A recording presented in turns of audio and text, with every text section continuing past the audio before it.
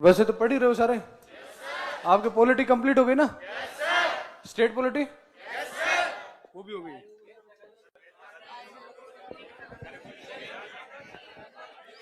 हाँ, 1 मिनट रुको, दिखा। D3 बैच है। तसल्ली रखो एक बार। मॉडर्न हिस्ट्री चल रही है आपकी?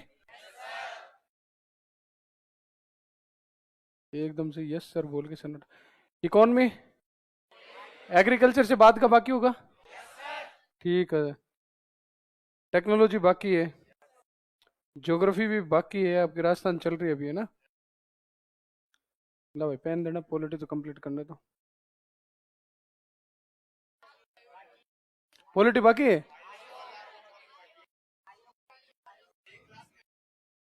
पृथ्वी सर ने बोला है 1 घंटे की क्लास होगी या 2 घंटे की? बस तो।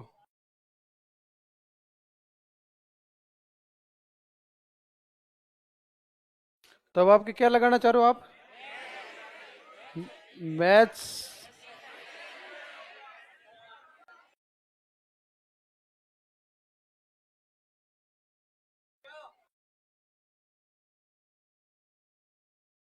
कौन सा लगाना भाई?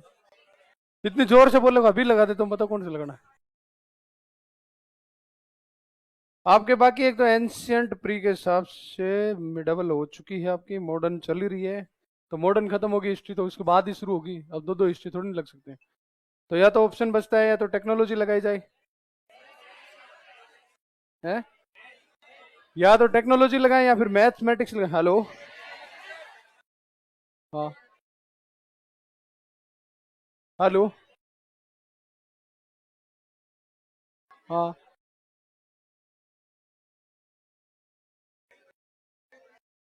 हाँ।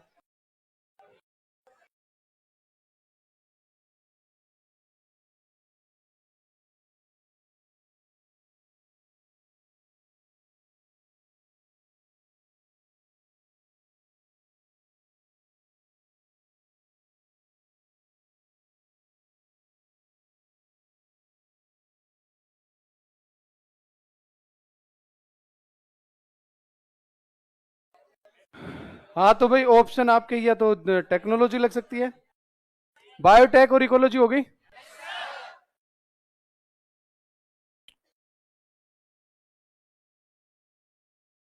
हाँ तो दो ही ऑप्शन है, या तो टेक्नोलॉजी, इकोनॉमी का भी ऑप्शन है, और ज्योग्राफी भी लगाई जा सकती है। ठीक है। अरे यार रुक जाओ यार, मैथ्स मैथ्स मैथ्स तुम्हारे अकेले के हिसाब से थोड़े नहीं चलेंगे। ये बेचारा टेक्नोलॉजी कर रहा है, और ये बेचारे ने कुछ बोला ही नहीं है। मैं बोल रहा हूँ मैथ्स बोल रहा हूँ। आज गणित लगाने हैं। हाँ तो गणित लगा लिए मैंने, या तो टेक्नोलॉजी लगाएंगे। अरे तो यार बैच की गणित नहीं लगाऊंगा क्या?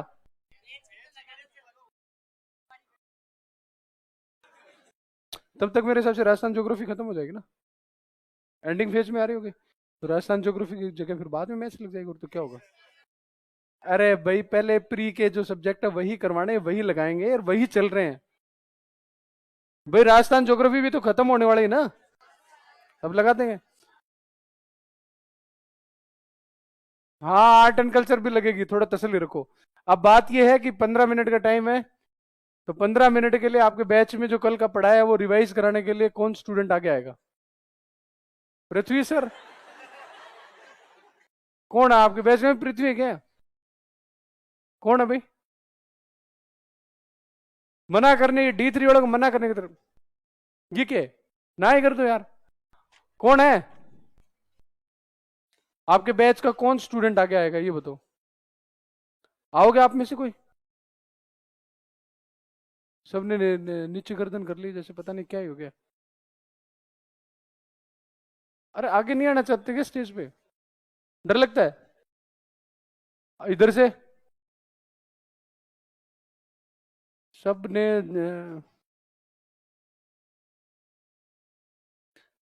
गणित लगाने हैं? तो आ जाओ स्टेज पे, देखो। पूरी क्लास के अंदर कौन आना चाहता है? जो स्टूडेंट आगे आएगा, टाइम है, यूटिलाइज हो जाएगा, आ जाओ। वो क्या करना, हिम्मत सी होती है स्टेज पे आने तक भी। ऑर्डर तो निकल गया।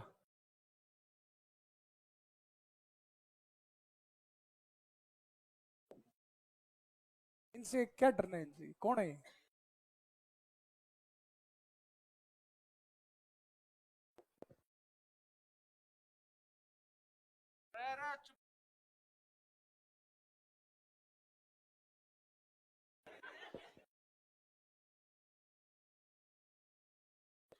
हाँ जी। तो कल पढ़ाया था अपन को पारिस्थितिकी तंत्र। अब पारिस्थितिकी तंत्र सर ने बताया था कि चार प्रकार के होते हैं।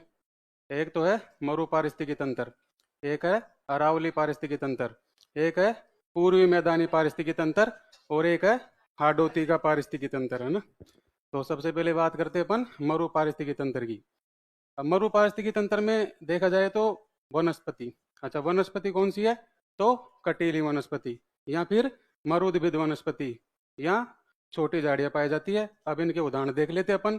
तो डंडा थोर हो गया, केक्ट्स हो गया, और हाँ आक हो गया। आंकड़े भी सर ने बताए थे। तो इस प्रकार ये तो हो गई इसकी वनस्पति। फिर वर्षा कम होती है तो वनस्पति सघनता कम पाई जाती है।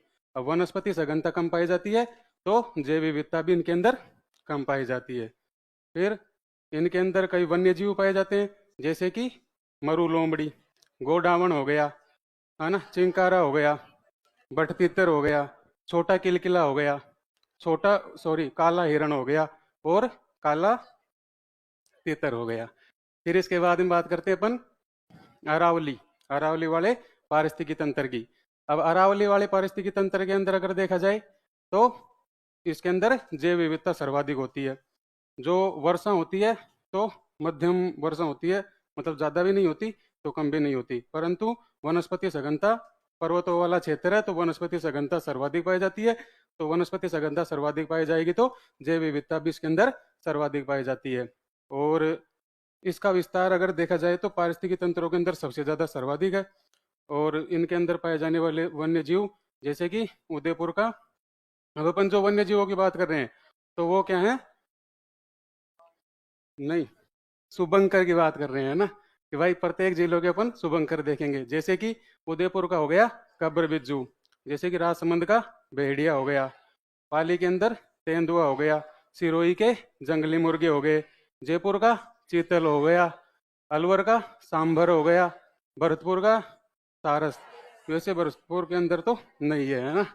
और इनके अलावा अगर देखा जाए तो हाँ बाप देख लेना, अजमेर के अंदर खड़मोर हो गया। तो ये सब चीजें इनके अंदर पाई जाती है। फिर इसके बाद में पूर्वी मैदानी वाला पारिस्थितिकी तंत्र।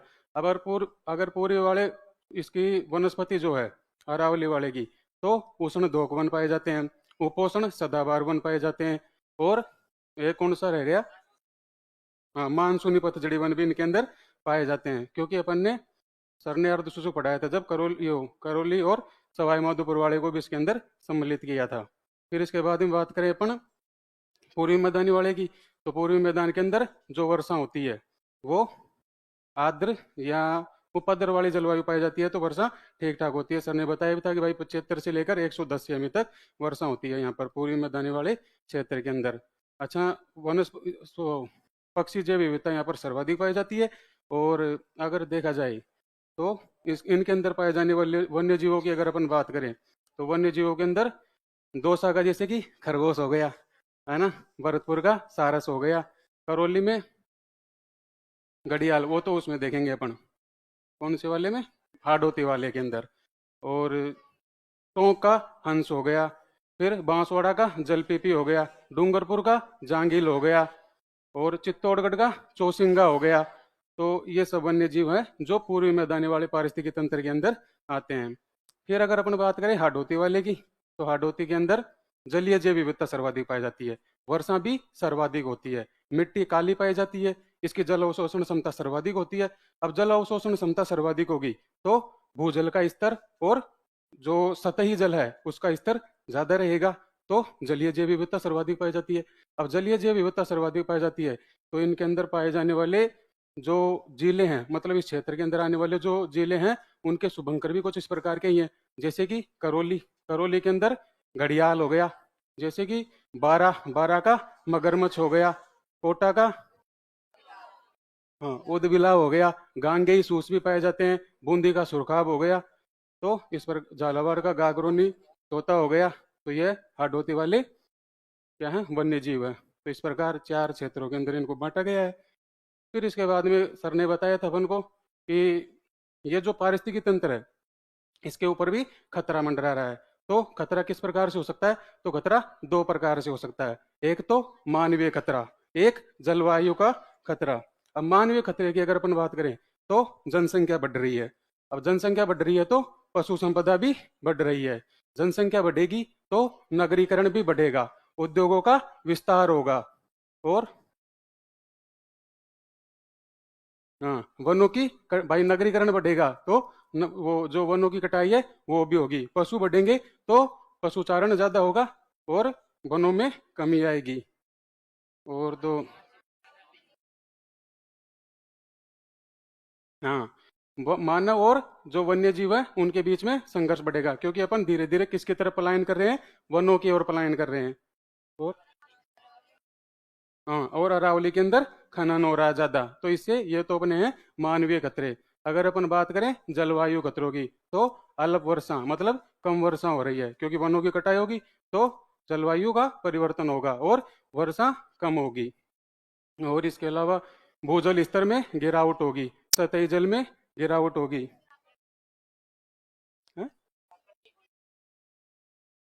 वो तो बता दिया ना।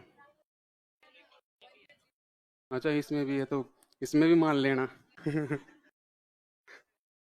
और मानव और वन्य जीवों के बीच में संघर्ष है तो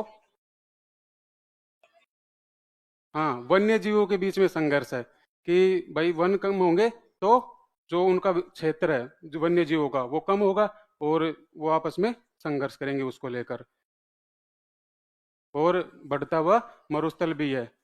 तो ये जो ये जलवायु वाले कारक हो गए अपने। और इसके बाद में तो सर ने शुरुआत की थी सवै स्थानीय और वो एक सीटू और इन सीटू वालों की।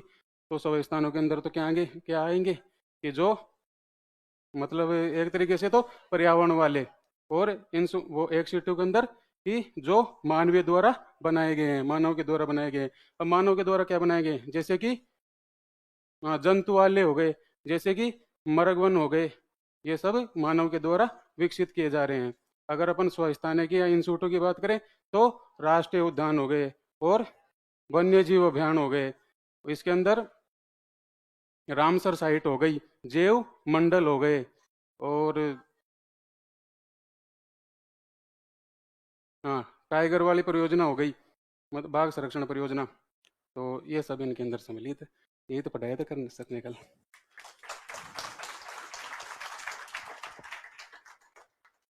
और कौन आना चाह रहा है? हाँ भाई कोई और आए तो आ सकते हो। लड़कियों में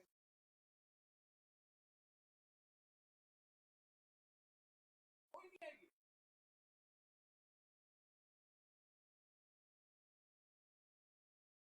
बात करेंगे।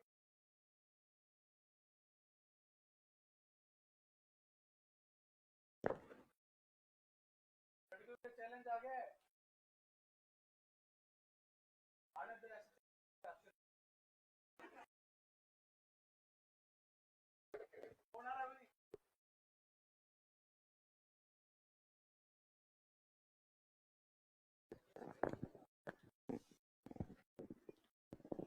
देखो सर आ जाएंगे। लड़कियों में कौन आना चाहता है आगे?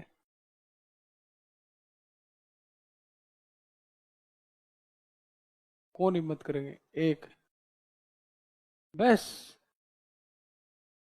आ जाओ मैडम, आप ही आ जाओ तो कोई नहीं आ रहा तो इधर से आप दोनों में। हाँ मैडम, इधर उधर से।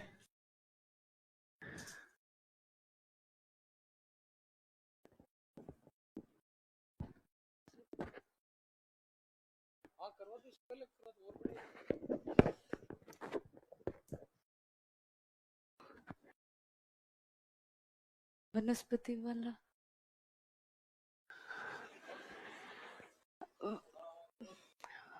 वन नीतियाँ।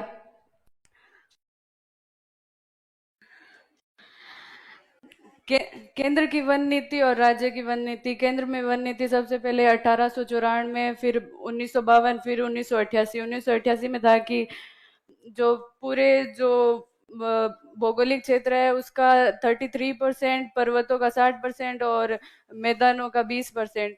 और फिर राज्य की वन नीति आई थी एक 18 फरवरी 2010 को और एक 5 जून 2023 को। उसमें था कि पूरे भौगोलिक क्षेत्र का 20%। फिर उसके बाद है कि जो वन है उनको दो भागों में बांटा गया है, कानूनी प्रशासनिक वन और वो भौगोलिक वन।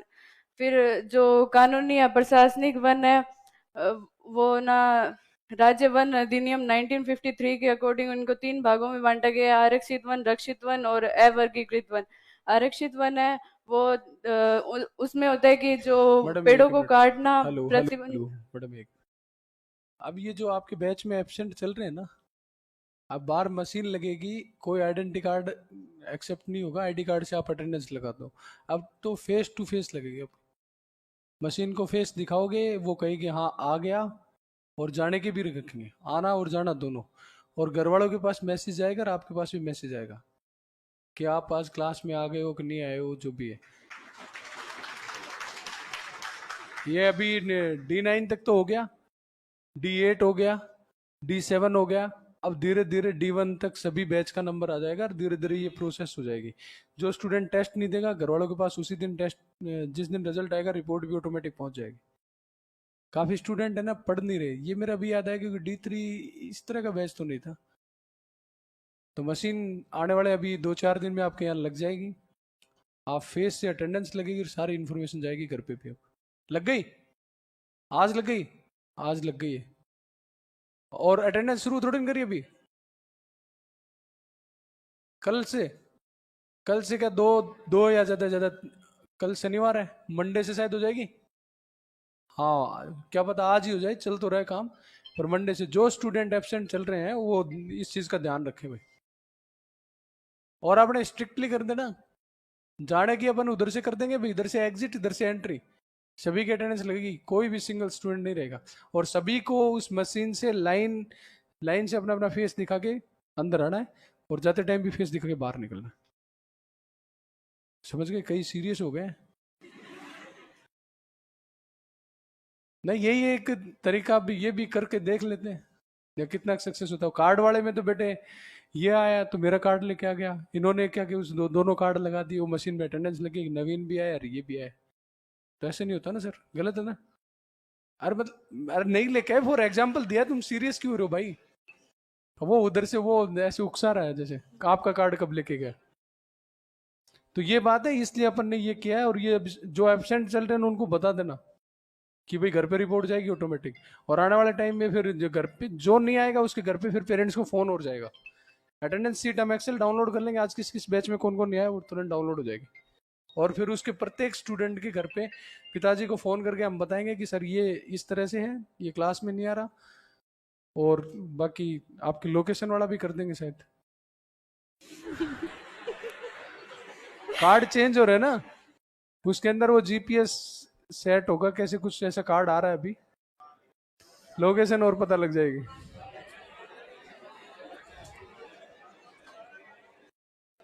कई जने कुछ ज्यादा नाराज हो गए, मरवाओगी क्या। क्यों भाई, लोकेशन नहीं पता लगनी चाहिए। तुम तो वही मिलोगे जहाँ रोज मिलते हो। ठीक है, तो ये इन्फॉर्मेशन मैंने दे दी है आपको, और आगे के लिए ध्यान रखें। हाँ मैडम कंटिन्यू करो, सॉरी मैंने बीच में रोक दिया। कोई बात नहीं सर।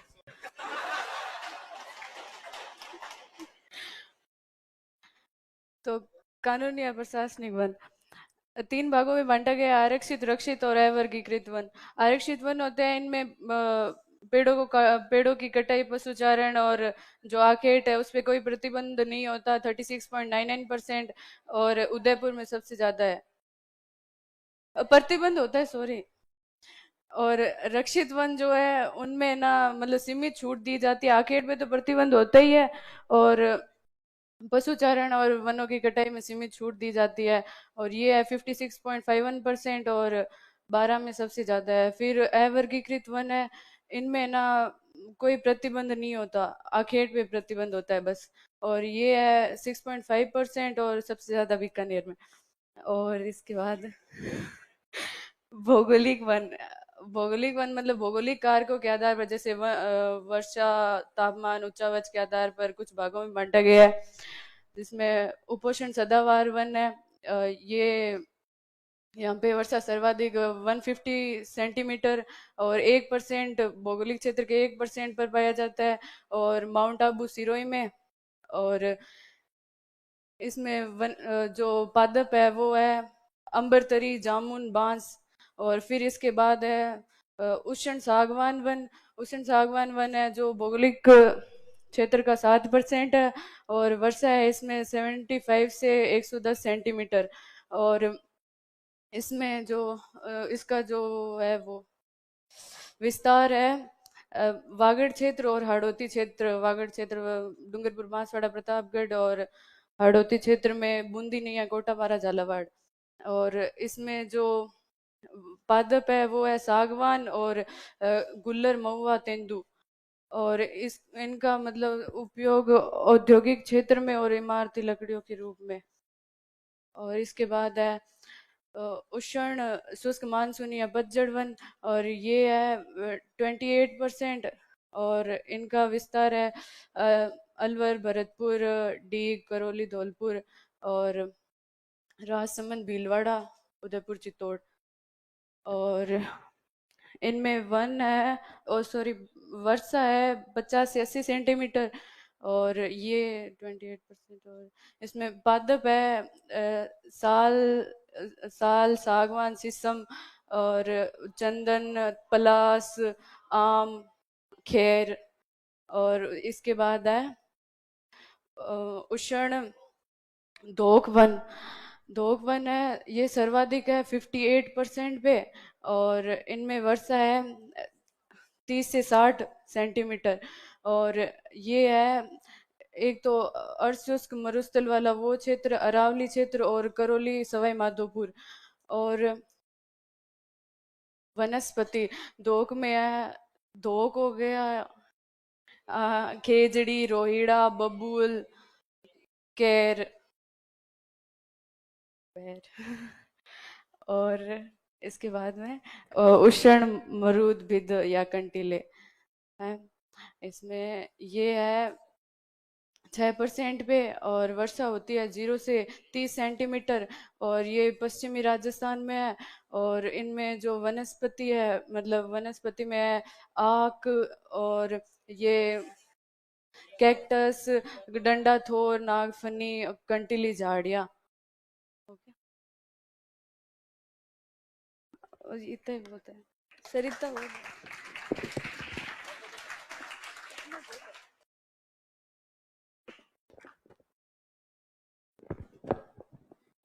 अब कोई किसी के आग लगी हो, कोई और आना चाहता हूँ? होता क्या है कि मैं बैठे बैठे यूं सोचते रहते, अरे यार अब मेरा नंबर आ जाए, एक बार बस मास्टर मेरे को कर दे, मैं उठ के चला गया। हमारे साथ भी होता था, बस एक बार जबरदस्ती हाथ खड़ा करके आगे लेके आ जाए, मैं फिर बोलना शुरू कर दूंगा, ऐसा होता था। अब कौन आना चाहेगा? तो एक दूसरे को उनमें वो आ गया, लड़के में ये आ गए, अब लड़के में कोई दूसरा और आना चाहता हूँ, आना चाहती हूँ, सॉरी। हाँ, कोई नहीं। भाई साहब, आप ये लाल बोतल वाले, आप क्यों? अब मैंने सुना आप बोलते बहुत अच्छा, बोलते बहुत अच्छा हो आप। आओ तो आओ, आ गए हो। कौन से पेपर चल रहे हैं? अभी तो ग्रेजुएशन नहीं हुई। ये तुम्हारा दोस्त है, क्या नाम है इसका? संजय, आशुतोष, लकड़ो, अरे खड़े हो जाओ। तुम्हारा क्या नाम? विक्रम?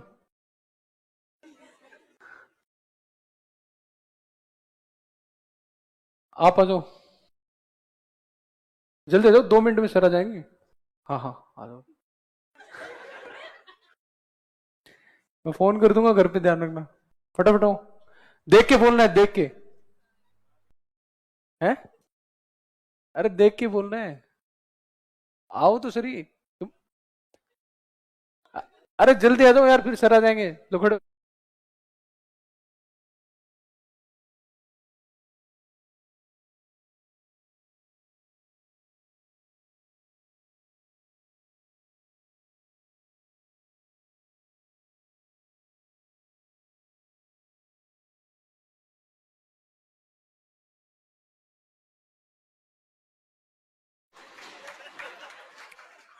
आना पड़ेगा आपको तो।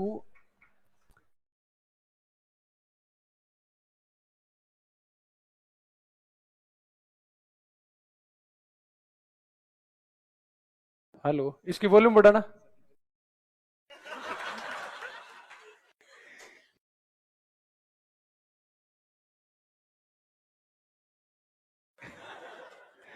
आज तो तुम्हें बोलना ही पड़ेगा, आज मेरी भी जिद है।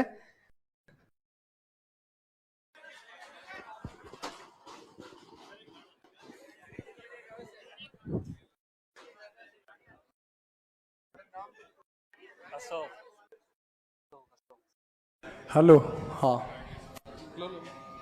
जल्दी लो, जल्दी लो। आप यहाँ पे आओ। लाइव थोड़ी नहीं करी, लाइव चल रही है। हाँ नहीं चल रही, ठीक। हाँ नाम बताओ आपका। अशोक। क्या आज तक की कौन सी क्लास में?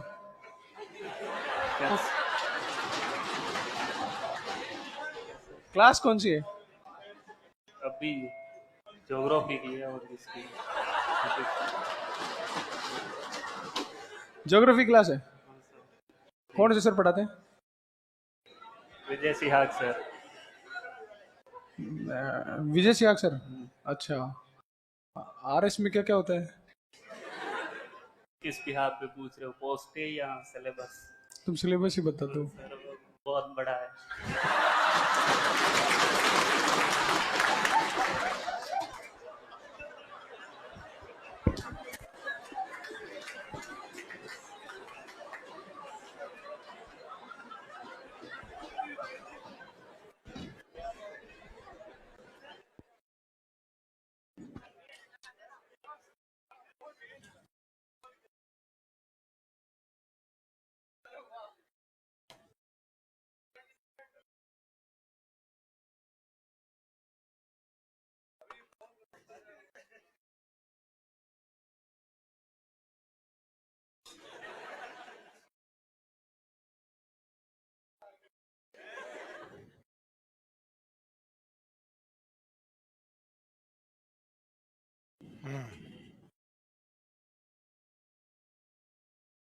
ऐसे आ गया ना, से घबरा क्यों रहे थे?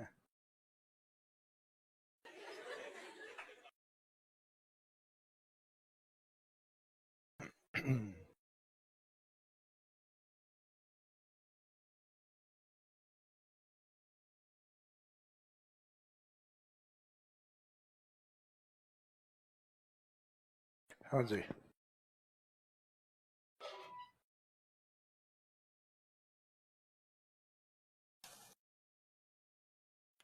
तो नवीन जी ने क्या बताया? मैं ट्रैफिक में फंस गया या कैसे? कुछ नहीं बताया।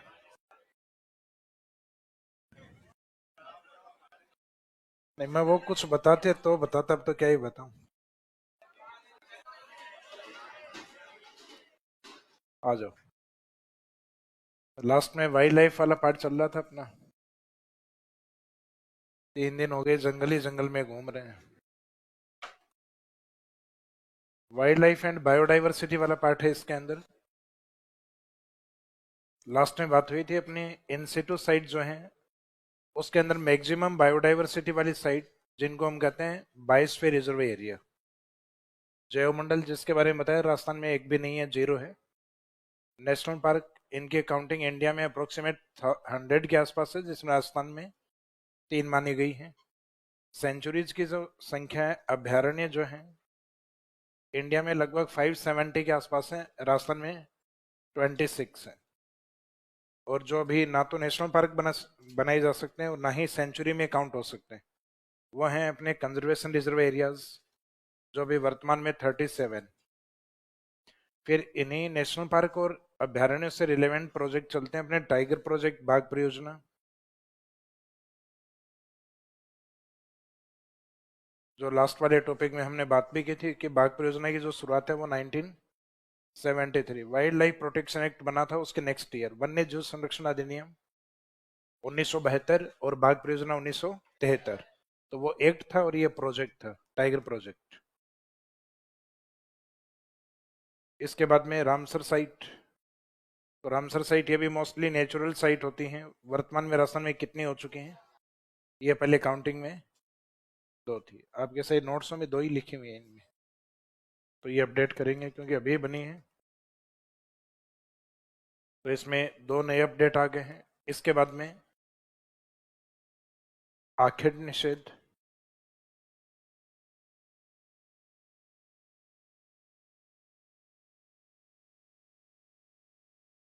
तो जो हंटिंग प्रोहिबिटेड रीजन है वो होते हैं, जैसे कोई नेशनल पार्क है या कोई सेंचुरी एरिया है, उसके निकटतम जहां जीव जाते हैं, तो इन्हीं का इको सेंसिटिव एरिया होता है। जैसे नेशनल पार्क या सेंचुरी है, उससे लगभग 1 से 1.5 किलोमीटर तक का जो एरिया, कुछ जगह 2 किलोमीटर तक भी है, तो इस एरिया को इको सेंसिटिव एरिया कहा जाता है, जहां जीव नेशनल पार्क या अभ्यारण्य से भी बाहर तक विजिट करते हैं। तो इस इको सेंसिटिव क्षेत्र में जीवों के शिकार की पॉसिबिलिटीज अधिक होती है, क्योंकि शिकारी कभी फॉरेस्ट एरिया में जाकर फिर शिकार करने की हिम्मत नहीं करता। लेकिन जैसे ही वाइल्ड लाइफ जो है, वन्य जीव है, फॉरेस्ट एरिया से जैसे ही बाहर निकलेंगे तो उन स्थानों पे उनके शिकार की पॉसिबिलिटी बढ़ जाती है। तो इस कारण कुछ सेंसिटिव जो रीजन है जिनमें शिकार अधिक होते हैं, उनको आखेट निषेध अर्थात शिकार प्रतिबंधित क्षेत्र घोषित किया जाता है। तो आखेट का मीनिंग होता है शिकार, निषेध यानी प्रतिबंधित। तो राजस्थान में आखेट निषेध एरिया है वो 33 है। तो पहले तो यूं लगता था राजस्थान में 33 जिले हैं और 33 आखेट निषेध, शायद एक एक के पास एक एक है, लेकिन वो आगे पढ़ते तब गलतफहमी दूर होती कि अकेले जोधपुर के पास 7 है। कारण क्योंकि वो संप्रदाय जो मुख्यतः वन्य जीव और वनस्पति के लिए काम करता है, विश्नोई संप्रदाय, जिनके जोधपुर की तरफ बलिदान भी हुए हैं। तो इस एवज में हमने जोधपुर के अंदर आखेट निषेध क्षेत्र 7 रखे हैं। तो राजस्थान के कुछ जिले जहाँ एक भी नहीं है, और राजस्थान के अकेले जोधपुर जिले के पास कितने हैं? 7। इसका मीनिंग है कि ऐसा नहीं है कि 33 जिले थे और हर में एक एक था, अकेले जोधपुर के पास 7 थे। तो राजस्थान में टोटल आखेट निषेध कितने हैं? 33, 33। कंजर्वेशन रिजर्व एरियाज कितने हैं? 37। टाइगर प्रोजेक्ट है, वर्तमान में इनकी संख्या, बाघ परियोजनाओं की संख्या कितनी है? 5। एक को प्रिंसिपल अप्रूवल मिल चुका है, सैद्धांतिक मंजूरी मिल चुकी है कुंभलगढ़ को।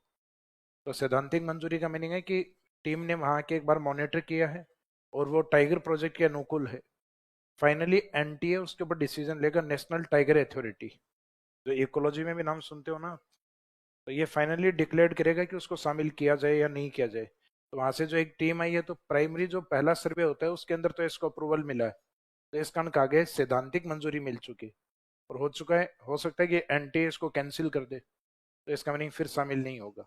और एनटीए भी अपनी लिस्ट में कहता है कि हाँ ये शामिल कर रहे हैं, तो इसका मीनिंग फाइनली बाद में अपने टाइगर प्रोजेक्ट कितने हो जाएंगे? 6। लेकिन वर्तमान तक कितने हैं? 5, जिनमें सबसे फर्स्ट है अपना रणथंभौर, जिसको कहा जाता है लैंड ऑफ टाइगर, बाघों की भूमि भी कहा जाता है। तो हम पहले इन इनसिटू साइट वाले पार्ट है इनको कवर करेंगे। एक बार ये भी देख लेते हैं कि जो बहिस्थानीय संरक्षण है उनमें कौन कौन से तरीके अपनाए अपन ने। तो बाह्य स्थानीय या एक्सिटू साइट है, उसमें एक तो वन्य जीवों को उनके जो नेचुरल साइट होती है, यानी जो इनसिटू साइट होती है, अगर वहां पे नहीं बचाया जाए या वहां संरक्षण पॉसिबल नहीं हो, तो यहाँ से जीवों को निकाल के हम जू या जंतुआलय में रख सकते हैं। तो जंतुआलय अपने आप में आर्टिफिशियल साइट होती है, कृत्रिम स्थान होते हैं। तो ये बाह्य स्थानीय संरक्षण का एग्जाम्पल। इसके अलावा एक्वेरियम, एक्वेरियम में मुख्यतः जो अपने एक्वाटिक एनिमल्स हैं, जलीय जीव हैं, उनका संरक्षण किया जाता है। जैसे फॉर एग्जाम्पल कोई तालाब या झील इस प्रकार की है कि उसमें बीओडी की डिमांड बहुत ज़्यादा बढ़ गई, बायोलॉजिकल ऑक्सीजन डिमांड, क्योंकि उसका पानी बहुत ज़्यादा प्रदूषित हो गया। अभी नदियों की एक रिपोर्ट आई है ना राजस्थान में, तो उन नदियों की रिपोर्ट में बनास का पानी काफ़ी ठीक माना गया है, जबकि और बहुत सारी नदियां हैं जिनका पानी बनास से भी ज़्यादा पोल्यूटेड।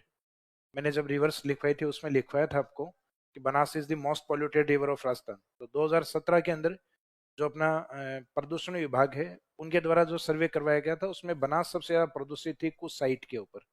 और अब जो नए सर्वे हुए हैं, क्योंकि अपनी जो रिवर्स हैं उनमें रहता है सीजनल वाटर, यानी पहली जो नदियों का पानी जो था वो आगे की ओर बह जाता है, नेक्स्ट सीजन में वापस पानी आता है, तो वापस अगर वो साफ पानी हो गया या उन साइट को हमने साफ कर लिया जो उसके मार्ग में पहले प्रदूषित करती थी उसको, तो धीरे धीरे हो सकता है जिन नदियों का पानी अधिक प्रदूषित था वो धीरे धीरे साफ भी होना स्टार्ट हो जाता है, या जिन नदियों का पानी साफ था वो प्रदूषित भी होना स्टार्ट हो सकते हैं अगर उसमें सीवेज लाइन को, और हो सकता है कि आपने इंडस्ट्रीज वाटर को अगर उन वाटर सोर्स से अगर कनेक्ट कर दिया, जैसे उद्योगों से निकलने वाले जो पोल्यूटेंट्स होते हैं, प्रदूषक होते हैं, वो अगर नदियों के साथ अगर ऐड कर दिया आपने, तो इसका मीनिंग नदियों के जो पोल्यूशन लेवल है वो बढ़ जाता है। तो इसमें जो एक नई लिस्ट आई है उसके अकॉर्डिंग ये बात में लिखवाएंगे आपको कि उसमें जो मोस्ट पोल्यूटेड रिवर है वो किस किस को, हालांकि पूरे राजस्थान की नदियों का सर्वे नहीं हुआ उसमें, उस लिमिटेड साइज 17 नदियों के आसपास इन्होंने सर्वे किया है, और उन 17 नदियों में सबसे बेटर पानी किसका माना गया है, अभी बनास का माना गया है। तो उसमें जो भी बढ़िया जो जिनका पानी पीने योग्य है उन एक दो नदियों के नाम लिखेंगे, और जो सबसे ज्यादा पोल्यूटेड है उनके 4-5 के नाम लिखेंगे। तो रिपोर्ट पूरी पढ़ी नहीं है मैंने भी, न्यूज़पेपर में देखा था इसके बारे में। तो एक्वेरियम वाला जो है इसमें इन झील या तालाब जो कि प्रदूषित हो चुके हैं, जहाँ के जलीय जीवों की धीरे धीरे डेथ होना स्टार्ट हो गई, तो उन जीवों को एक बार के लिए हम एक्वेरियम में शिफ्ट कर सकते हैं, यानी किसी पोर्ट वगैरह किसी जगह पे लाया जा सकता है, लेकिन सीमित जीवों को लाया जा सकता है, जो आकार में बहुत बड़े हैं उनको लाना मुश्किल है। तो ये भी एक्स2 का एग्जाम्पल। इसका मीनिंग है जलीय जीव जब तालाब में है, झील में है, सागर में है या नदी में है, तब तक वो अपनी नेचुरल साइट पे है, लेकिन लाके हमने कांच के बाउल में उसको रख दिया, तो इसका मीनिंग मानव निर्मित स्थान है। इस कारण इसको बोला गया बहिस्थान है, क्योंकि ये जीवों की नेचुरल साइट नहीं है, कृत्रिम साइट है। तो जो आर्टिफिशियल साइट्स होती हैं वो होती हैं एक्सिटू साइट।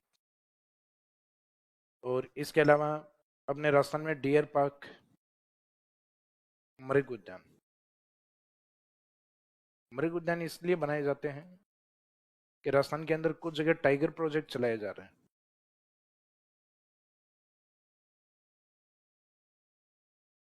जैसे इंसान के लिए मिठाई होती है ना रसगुल्ला, तो टाइगर का रसगुल्ला होता है ये हिरण। तो ये जितने भी अपने जो टाइगर प्रोजेक्ट हैं उन क्षेत्रों में सबसे ज्यादा जो खाने खाने वाला जो जीव है सबसे ज्यादा छोड़ा जाता है वो क्या है, मृग या हिरण।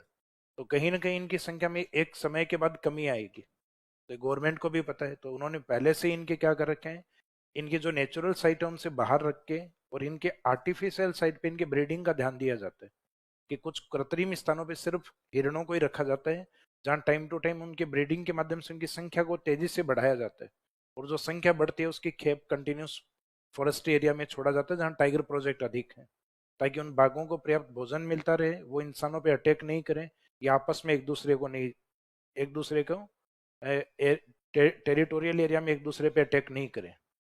तो ये मृग उद्यान है।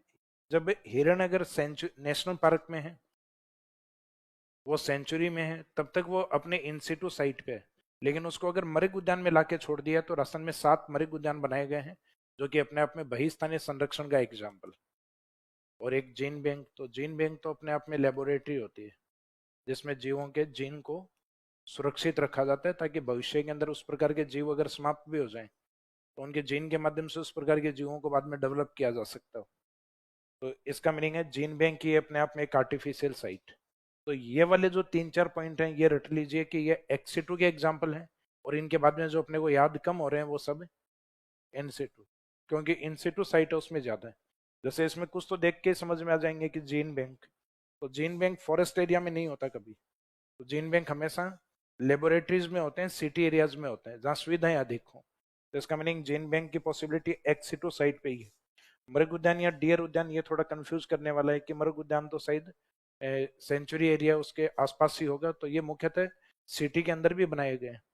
अपने जयपुर के अंदर एक तो बिल्कुल शहर के बीचों बीच है, जयपुर सेक्रेटरीट देखा है अपने सचिवालय, उसके जस्ट पीछे की ओर एक बड़ा सा गार्डन आता है, अशोक अशोक उद्यान। उसी के निकट एक छोटा सा बना रखा है अशोक मृग उद्यान। तो अपने जो अशोक मृग उद्यान, अशोक नगर थाना, ये 2-3 पॉइंट है आसपास से हैं। ये सेक्रेटरीट या सचिवालय के जस्ट, ये हाई कोर्ट वाला पार्ट है ना अपने, sorry high court, Jaipur high court Vidhan Sabha के सामने चलते हैं तो उसके जस्ट पीछे की तरफ ही है। तो ये सिटी में भी बनाया जा सकता है। एक्वेरियम, तो ये भी देख के पता लग जाए, एक्वेरियम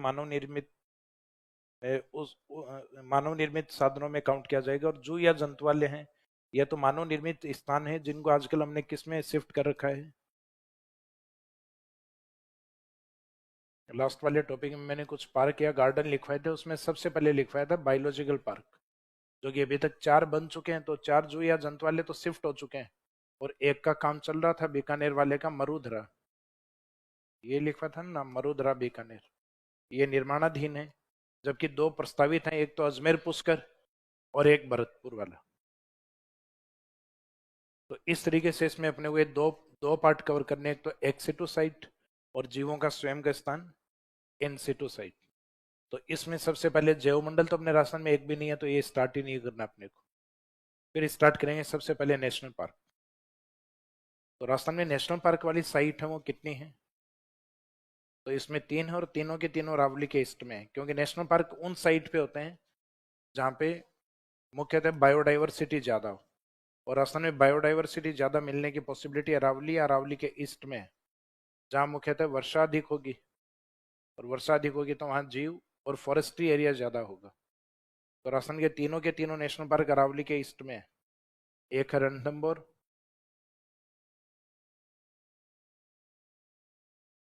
एक भरतपुर के अंदर है केवलादेव,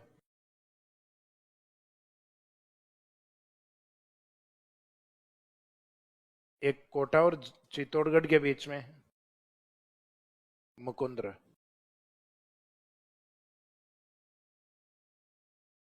मुकुंद्रा नेशनल पार्क। मुकुंद्रा पहाड़ियां कहाँ स्थित हैं, मुकुंद्रा पहाड़ियां हैं कोटा झालावाड़ में।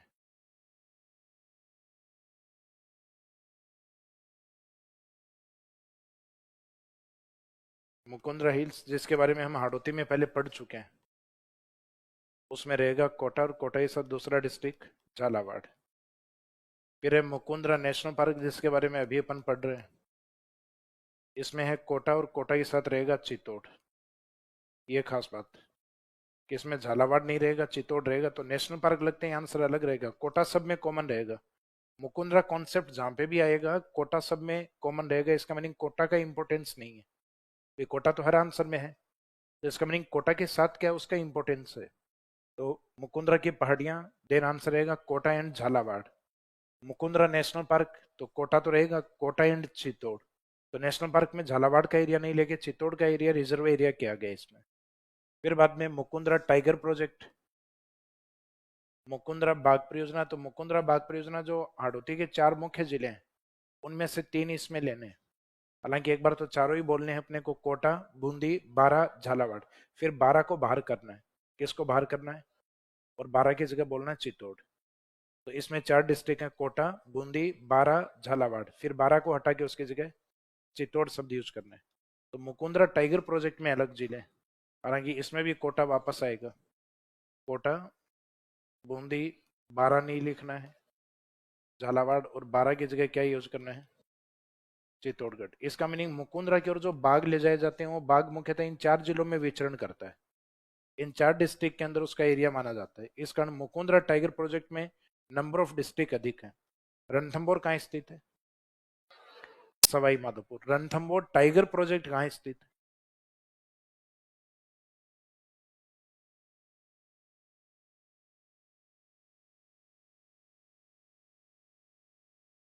एक तो रणथंभौर नेशनल पार्क। तो रणथंभौर नेशनल पार्क का एरिया तो केवल सवाई माधोपुर में ही आता है।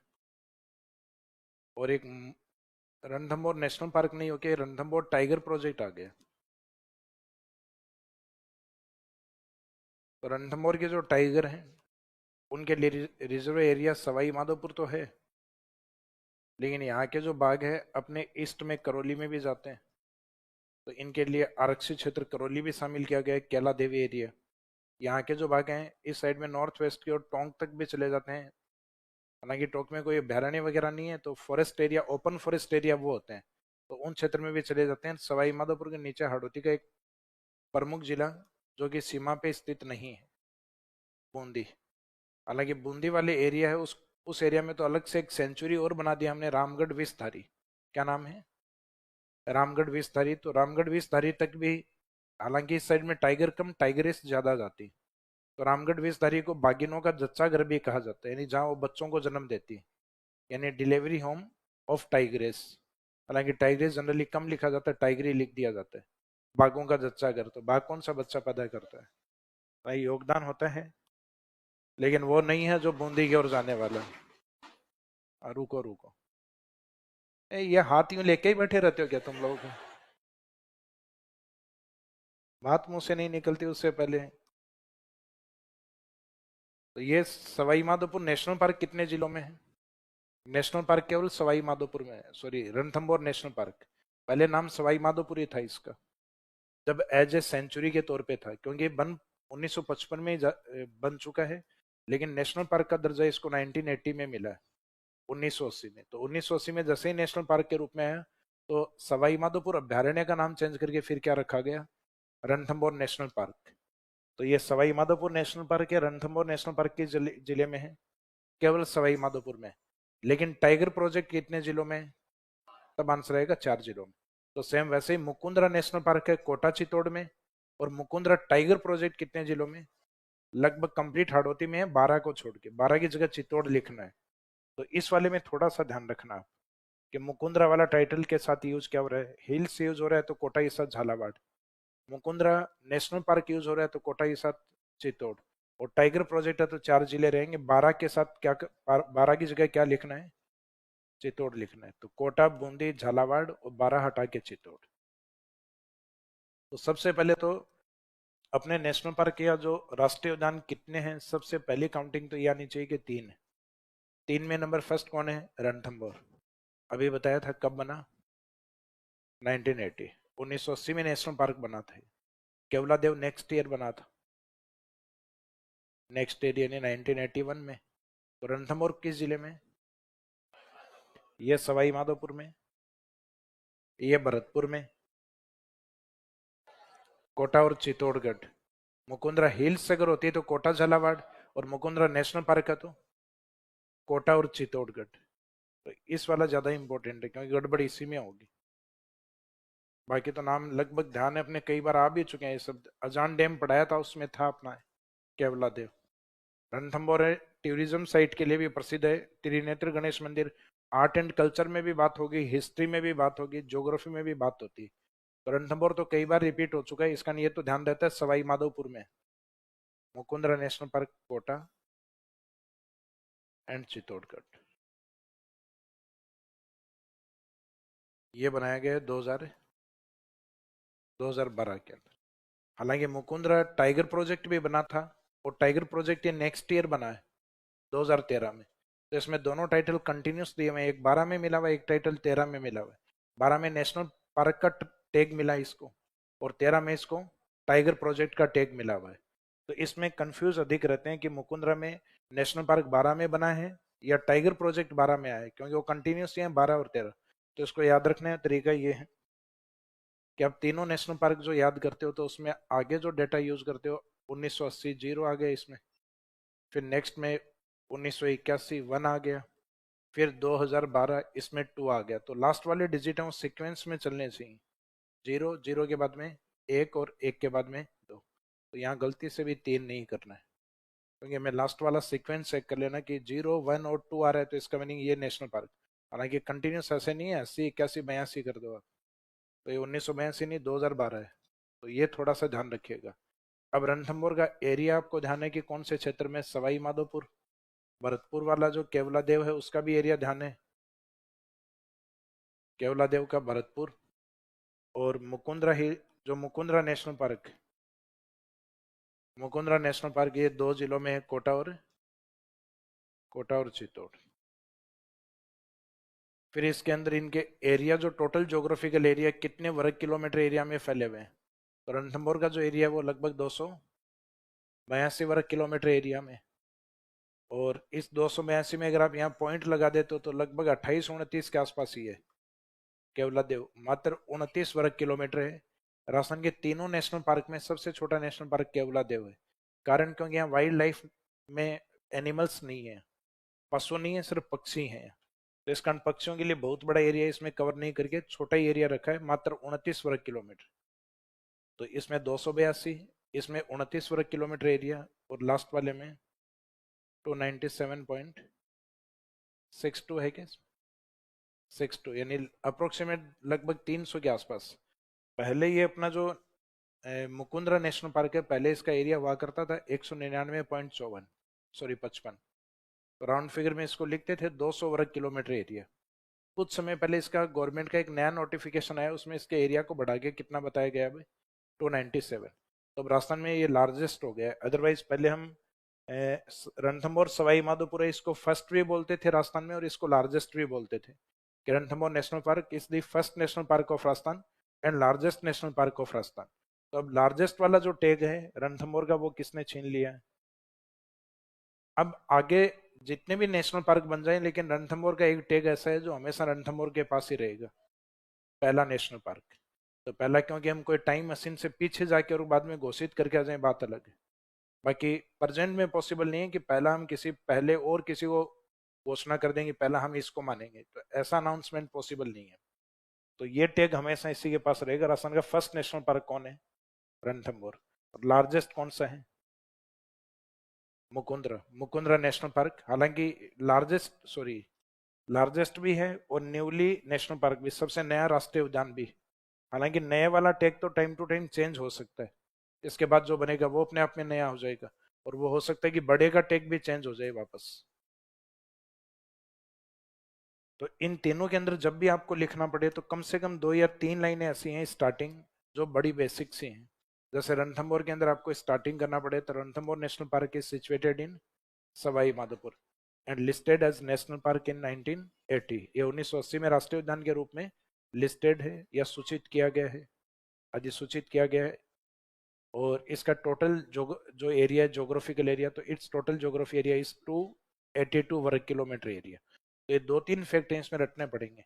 बाकी आपके सेंचुरीज जब आएंगे, क्योंकि सेंचुरी ज्यादा है 26 है, तो 26 सेंचुरी में ये चीजें याद रखना इम्पॉसिबल है आपके लिए। इस 26 के 26 डेट आप याद कर लो, तो वहां ये प्रयास करना कि 3-4 जो बड़े हैं उनके एरिया याद कर लो, लगभग 3, और 3 जो छोटे हैं उनके एरिया याद रखो, उससे ज्यादा याद नहीं करने। और उनके जो स्थापना है 26 की वो भी लगभग इम्पॉसिबल है। लेकिन उन 26 में एक सबसे बड़ा है नेशनल डेजर्ट पार्क। जब अपन ने आकलवुड फॉसिल पार्क की बात की थी तब आपको बताया था, तो नेशनल डेजर्ट पार्क जो 1980 में बना उसके बारे में कम से कम पता रखिएगा, नेशनल डेजर्ट पार्क के बारे में। हाँ, जिले आपको यहाँ पे भी सबके याद रखने हैं, और सेंचुरी जो 26 बात करेंगे उन 26 के जिले याद रखने। तो इसका मीनिंग अभ्यारण्य में अपने को कुछ चीजें हैं जो छोड़नी है। अभ्यारण्य 26 हैं तो उनके एरिया को याद नहीं करना है, कुछ एक को याद रखना है, 3 बड़े 3 छोटे। और फिर उनमें जो इनका स्थापना या कब स्थापित हुए हैं एज ए सेंचुरी के तौर पे वो याद नहीं करना। नेशनल पार्क में इसलिए याद करना है क्योंकि नेशनल पार्क सिर्फ काउंटिंग में 3 ही है, और तीनों के तीनों मेंस में एक बड़े क्वेश्चन में पूछे जा सकते हैं कि राजस्थान के जो नेशनल पार्क राष्ट्रीय उद्यान है उनके बारे में टिप्पणी लिखिएगा या उनको डिस्क्राइब कीजिएगा। तो 3-3 लाइनें तो इसमें लिख दोगे आप जो ये फैक्ट वाले हैं, लोकेशन, कब स्थापित हुए, और उनका टोटल एरिया कितना है। तो अब इसमें से हम डिटेल में स्टार्ट करते हैं। पहला Ranthambore national park. Ranthambore national park is situated in Sawai Madhopur and listed as national park in 1980। राष्ट्रीय उद्यान के रूप में स्थापना 1980 में, और टोटल एरिया इसका 282 वर्ग किलोमीटर। तो ये बेसिक्स के बाद में इसकी जो कैरेक्टरिस्टिक्स या विशेषताएं उनके ऊपर बात करेंगे। क्योंकि आप किसी भी नेशनल पार्क के बारे में बात कर रहे हो तो नेशनल पार्क वो नेचुरल साइट होती है जहाँ पे कोई ना कोई वाइल्ड लाइफ प्रसिद्ध होगा, कोई ना कोई वन्य जीव होगा वहाँ जो प्रसिद्ध होगा, कोई ना कोई वहाँ पे वाटर पॉइंट भी हो सकता है,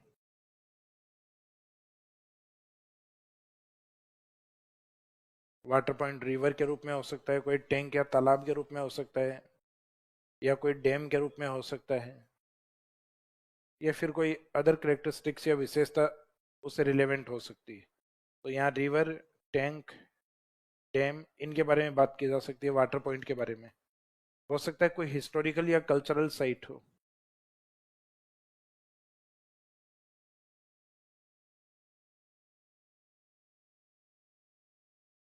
हिस्टोरिकल या कल्चरल इंपॉर्टेंस हो उस साइट का। इसके अलावा कुछ अन्य जो विशेषताएं होती हैं, अदर पॉइंट्स या फैक्ट्स अगर उससे रिलेवेंट, जैसे वो फर्स्ट एरिया में बड़ा है तो इस प्रकार का कोई फैक्ट हो तो वो उसमें यूज कर सकते हैं। तो विशेषता में रणथंभौर में भी अपने को यही देखना है। एक वेजिटेशन वाला पॉइंट भी हो सकता है वाइल्ड लाइफ के साथ, कि क्योंकि वाइल्ड लाइफ जो है वो मुख्यतः वेजिटेशन पे डिपेंड करता है कि किस प्रकार के वन उस क्षेत्र में है। तो रणथंभौर वाले के अंदर वाइल्ड लाइफ की अगर हम बात करें तो वाइल्ड लाइफ रणथंभौर के अंदर मुख्य क्या प्रसिद्ध है? टाइगर। हालांकि जो टाइगर होता है वो किस पे डिपेंड होता है? यहाँ डियर पे, सांबर डियर पे। सांबर डियर भी होते हैं रणथंभौर की और काफी हैं। काले हिरण जो ब्लैक और ब्राउन कलर के ना, कल दिखाया था अलवर का शुभंकर। तो डियर, सांबर, मुख्यतः ये वाले जो हैं ये अधिक प्रसिद्ध हैं। बाकी यहाँ पे जो वाइल्ड डॉग्स हैं, जो जंगली अपने कुत्ते होते हैं वो भी खूब है। उसको लेके एक डॉग वैली बनी हुई है ना यहाँ पे, तो डॉग वैली वाला एरिया भी प्रसिद्ध है कुकुर घाटी के नाम से।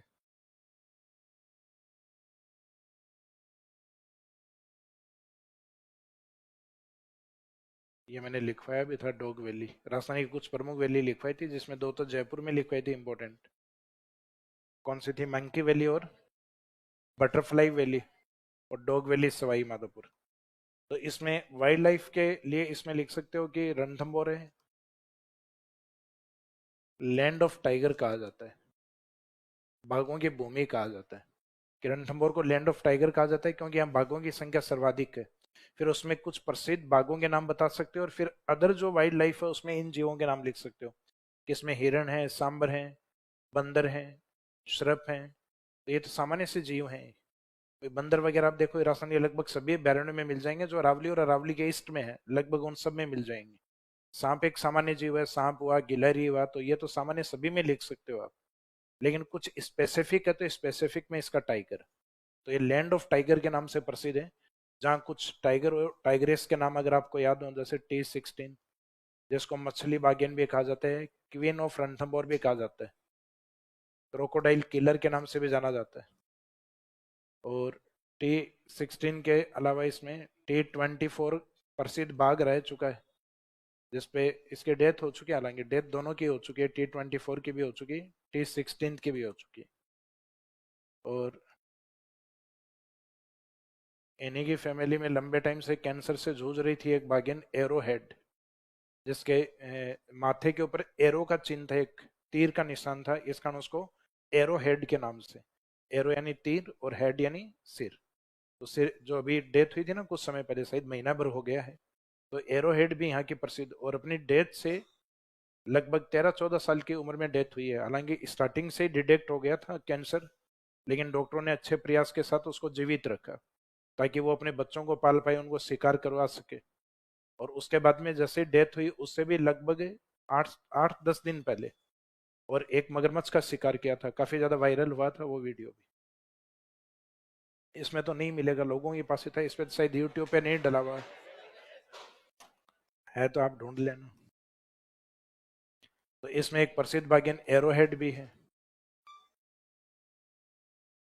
एक इन्हीं की फैमिली की बाघिन कृष्णा भी है।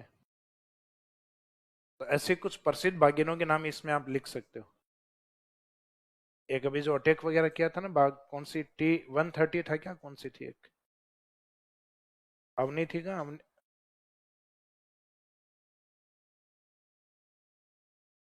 तो एक टाइग्रेस इसमें अवनी भी है। तो यहाँ खूब सारे बाघों के नाम है, लेकिन सबसे प्रसिद्ध बाघिनों में से एक तो ये मछली बाघिन रही है, और एक अभी जिसकी डेथ हुई है ना, एरोहेड, ये भी ध्यान रखना, एरोहेड वाला,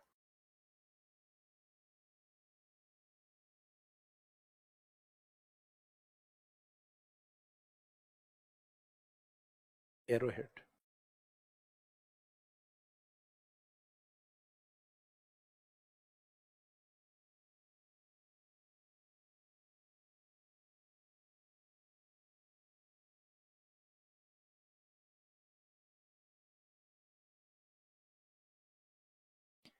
इसके बाद में वाइल्ड लाइफ के बाद, वन्य जीवों के बाद यहाँ पे वेजिटेशन या वनस्पति की अगर बात करें तो वेजिटेशन की बात वैसे हम कर चुके हैं। सवाई माधोपुर और करौली में मैंने एक प्लांट बताया था आपको, धोक वृक्ष के क्षेत्र में मुख्यतः धोक वनस्पति अधिक पाई जाती है। और एक एग्जाम्पल भी बताया था कि आप कभी रणथंभौर विजिट करें तो आपको वहां पे कोई प्लांट है वो ग्रीन दिखाई दे रहा है तो वो भी आपका धोक होगा। कोई सूखा हुआ दिख रहा है वो उसके बारे में पूछोगे वो भी क्या होगा, धोक। कोई गिरा पड़ा है वहां पे कि प्लांट गिरा, ये किसका है कि ये भी धोक है। तो मोस्टली रणथंभौर के 80 से 90% जो प्लांट है वो धोक की। तो इस क्षेत्र में धोक वनस्पति या धोक वेजिटेशन अधिक पाई जाती है। और धोक प्लांट के बाद में नेक्स्ट इसमें कोई वाटर पॉइंट, तो यहाँ के कुछ तालाब प्रसिद्ध हैं, क्योंकि मुख्यतः जो मेन जो एरिया है टाइगर का जहाँ पे अंदर प्रवेश नहीं है पहाड़ियों की घाटियों के अंदर की तरफ, वो इनका कोर जोन होता है। इस कोर जोन से जैसे ये बाहर की ओर आते हैं अपने बफर जोन की तरफ, तो इन एरिया में जगह जगह वाटर पॉइंट्स बना रखे हैं, तालाब वगैरह बना रखे हैं। तो इन तालाब के अंदर ये पानी के आसपास बैठे रहते हैं बाघ इन पॉइंट्स के ऊपर। तो रणथंभौर में यहाँ जो तालाब है इनके कोर जोन के बाहर जो बफर जोन वाला जो एरिया, इसके आसपास कुछ तालाबों को हमने नाम दे रखा है, जिसमें एक सुख तालाब है, यहाँ एक जंगली तालाब है और एक काला तालाब। ये रणथंभौर के कुछ प्रमुख प्रसिद्ध तालाबों में से हैं। तो इन तालाबों के नाम याद रखना, सुख, जंगली और काला तालाब।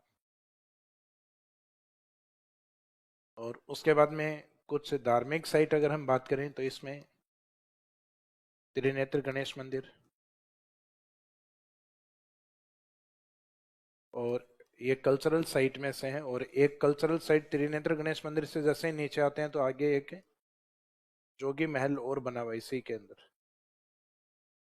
त्रिनेत्र गणेश मंदिर की पहाड़ियों से नीचे उतरते हैं तो नीचे उतरते जस्ट सामने ही आता है जोगी महल। तो ये आर्ट एंड कल्चर में भी लिखवाएंगे सर आपको, जोगी महल और त्रिनेत्र गणेश मंदिर। तो ये लगभग 4-5 पॉइंट आप इसमें ऐड कर सकते हो। तो मीनिंग ये है कि अकेला रणथंभौर है जिसके ऊपर आप लगभग 50 वर्ड्स में लिख सकते हो। और लास्ट में एक लाइन या वो चाहे स्टार्टिंग में लिख देना कि Ranthambore is the first national park of Rajasthan, कि रणथंभौर राजस्थान का प्रथम राष्ट्रीय उद्यान है, क्योंकि सबसे पहले यही बना था 1980 के अंदर। तो या तो जहां स्थापना लिखो वहीं लिख देना 1980, जो राजस्थान का प्रथम नेशनल पार्क या राष्ट्रीय उद्यान है, लिखा हुआ है क्या इसमें। इसके बाद में नेक्स्ट रणथंभौर के बाद में नेक्स्ट आता है Keoladeo.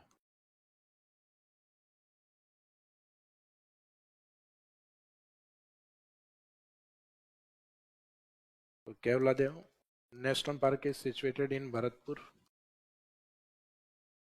And listed as national park, राष्ट्रीय उद्यान के रूप में कब शामिल किया गया, रणथंभौर के नेक्स्ट ईयर, वो 80 में और ये 1981 में। एंड टोटल एरिया 29 वर्ग किलोमीटर, यानी रणथंभौर है उसका लगभग 10% हिस्सा है। या यूं कहे जो मुकुंदरा वाला है वो लगभग 297 है, उसका तो फिक्स ही 10% है, लगभग 29 वर्ग किलोमीटर। तो ये लगभग 29 वर्ग किलोमीटर है। केवलादेव की विशेषता क्या है, तो एक तो ये पक्षियों के लिए बनाया गया, तो इसका मीनिंग है कि पक्षियों को समर्पित है।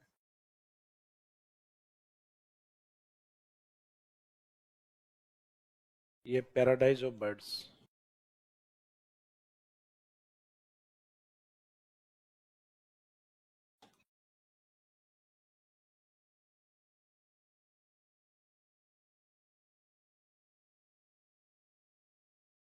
पैराडाइज या हेवन ऑफ बर्ड्स पक्षियों के लिए स्वर्ग की तरह देखा जाता है इसको।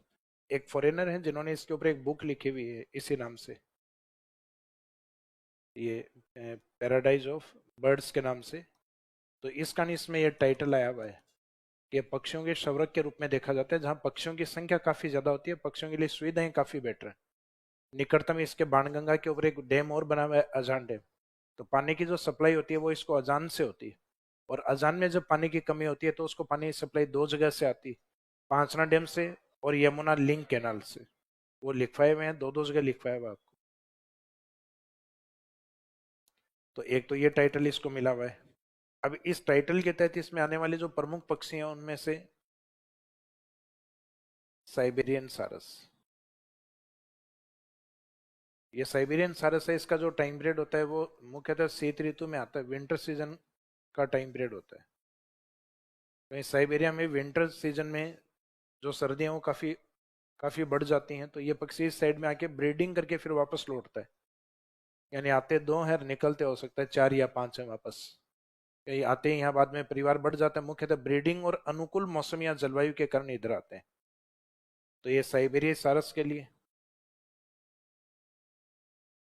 इसके बाद में गवर्नमेंट ने 1980 में इसी एरिया को, केवलादेव को 1980 में रामसर साइट का दर्जा दिया। राजस्थान में जो 4 रामसर साइट है उसमें फर्स्ट रामसर साइट यही है। तो जिस साल ये नेशनल पार्क बना था 1981 में, उसी साल इसको एक टाइटल और मिल गया था, रामसर साइट। भारत को इंटरनेशनल तौर पे रामसर साइट का हिस्सा 1982 में बनाया गया। 1982 में बना, इकोलॉजी में पढ़ा होगा ना आप लोगों ने। लेकिन भारत ने अपनी रामसर साइट पहले ही बनाना स्टार्ट कर दिया था। 1981 में चिल्का को बनाया पहले, और चिल्का के साथ ही हमने केवलादेव को बनाया। फर्क वो सी और के का रह गया था। चिल्का सी से स्टार्ट हो रही थी और केवलादेव कहाँ से, कैसे। और ये केवलादेव नहीं हो के एवलादेव होता, ए से स्टार्ट होता तो एवलादेव पहला होता फिर अपने, लेकिन ये एवलादेव नहीं केवलादेव है। तो इसका मीनिंग इंडिया की पहली रामसर साइट का दर्जा किसको मिला फिर, चिल्का ओडिशा को। तो इस कारण उसका जो अल्फाबेटिक सीक्वेंस है उसके कारण उसको फर्स्ट बोला गया। बाकी जो इंडिया की रामसर साइट लिस्ट है उस पर अगर आप इनको सर्च करोगे तो चिल्का की जो डेट है सेम डेट वो केवलादेव की भी। तो इसका मीनिंग वो अल्फाबेटिक सीक्वेंस है उसको प्रायोरिटी में रखा है इन्होंने। अब ऐसा तो होगा नहीं भाई लिस्ट में पहले चिल्का वाले पे सिग्नेचर किए थे और बाद में केवलादेव वाली लिस्ट मंगवाई उस पर सिग्नेचर बाद में किए थे, एक पे 3:05 पे और एक 7 पे। तो ऐसा तो नहीं हुआ होगा। तो रामसर साइट अगर सेम डेट को बनी है तो सेम डॉक्यूमेंट उनके रहे होंगे जिनके ऊपर सिग्नेचर एक साथ ही हुए हैं। तो ये फर्स्ट सेकंड कहने का जो बेस होता है वो इनके अल्फाबेटिक सीक्वेंस होते हैं। तो इसका मीनिंग 1981 में इसको एक विशेष टाइटल जब नेशनल पार्क बना उसी के लगभग आसपास ही इसको रामसर साइट का दर्जा भी मिला पाए। फिर 1985 में इतनी दूर से आने वाले इस पक्षी के आधार पे यूनेस्को ने ये माना कि पक्षी का इतनी दूर से आना अपने आप में एक चमत्कार से कम नहीं है, तो ये कहीं ना कहीं वैश्विक धरोहर की सूची में रखना चाहिए। तो इसको नेचुरल साइट में, नेचुरल हेरिटेज साइट में शामिल किया इसको।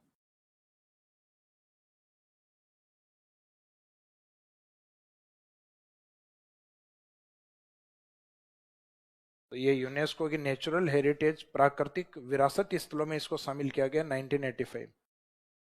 तो Keoladeo national park is listed in natural heritage site, आगे ब्रैकेट में 1985 या सिंस 1985, 1985 से यूनेस्को की राष्ट्रीय विरासत स्थलों में शामिल है। तो एक कल्चरल साइट में नहीं, नेचुरल साइट में काउंट होता है, क्योंकि यहाँ पे हमने इस स्थान को खुद ने नहीं बनाया, हमने तो इस स्थान को संरक्षित घोषित किया है बाद में। यहाँ पक्षियों का आना है वो अपने आप नेचर में ही है, तो इसका मीनिंग है नेचुरल साइट। और नेचर से बनी हुई ऐसा स्थान जिसको बचा के रखना है, तो नेचर से मिला हुआ विरासत साइट है अपने को, इस कारण इसको नेचुरल हेरिटेज साइट बोला गया है। तो ये जो नेचुरल साइट वाली लिस्ट में 1985, ये स्पेसिफिक पॉइंट। अपने साउथ इंडिया के एक प्रमुख पक्षी विशेषज्ञ रहे डॉक्टर सलीम अली।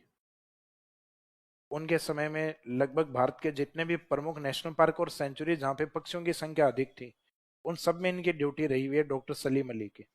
तो इन्होंने ड्यूटी यहाँ पे भी की है और इस कारण इनको पक्षियों के लिए काफी समर्पित थे डॉक्टर सलीम अली। इस कारण इनको इंडिया में बर्ड मैन का टाइटल भी मिला हुआ है, इकोलॉजी में भी आते हैं आपके doctor Salim Ali bird man of India.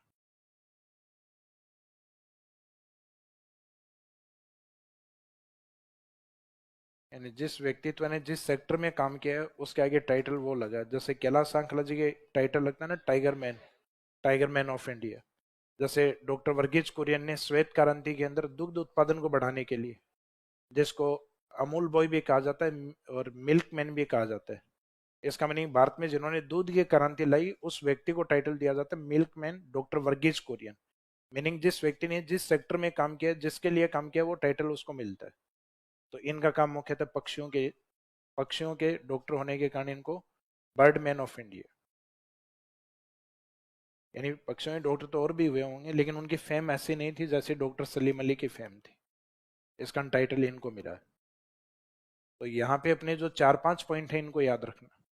और एक प्रमुख साइट जिसके ऊपर केवला देव डिपेंड करता है वो है अजान डैम, और एक इसका खुद का जो नाम है केवला देव।